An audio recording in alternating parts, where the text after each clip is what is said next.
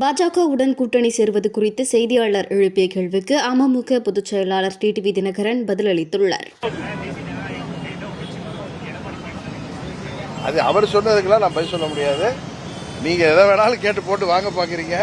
அவரெல்லாம் அப்படிலாம் ஒன்று சொன்னதா எனக்கு தெரியல. எங்க சொன்னதை என்கிட்ட காமிங்க, நான் சொல்றேன்.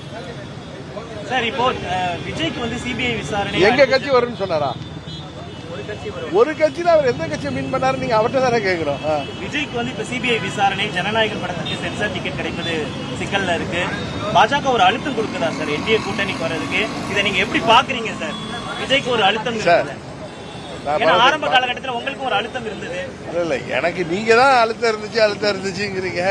நான் அன்றையில இருந்து நீங்க பாருங்க, எனக்கு வந்து நீங்க சொல்ற மாதிரி அவங்க அழுத்தம் கொடுத்தாங்களான்னு தெரியல.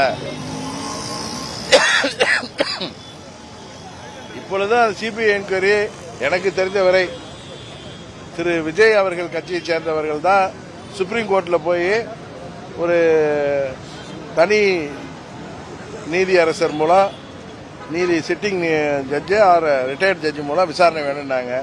சிபிஐ இது உச்சநீதிமன்ற கொடுத்த தீர்ப்பின்படி தான் இன்றைக்கு சிபிஐ விசாரிக்குது.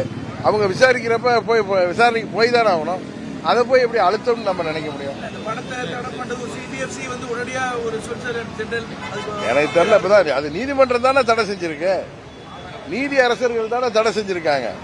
அதை போய் நீங்க அரசாங்கத்தோட எனக்கு எப்படி அதை நீங்க சேர்க்கிறீங்கன்னு தெரியல. திரும்பவும் உச்ச நீதிமன்றம். செய்திகளை உள்ளது உள்ளபடி தெரிந்து கொள்ள ரெஃப்ளெக்ட் நியூஸை சப்ஸ்கிரைப் பண்ணுங்க.